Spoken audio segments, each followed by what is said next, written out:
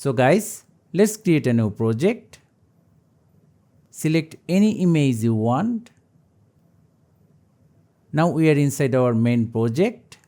Go to pip, import the same image. Select fill or fit to cover the full screen. Look for chroma. Tab, hold, drag. Move the circle over the color you want to display. Confirm it. Go to filter.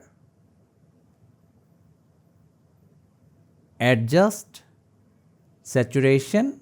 Reduce it down to -100. Now go back to chroma. Adjust the intensity and spill.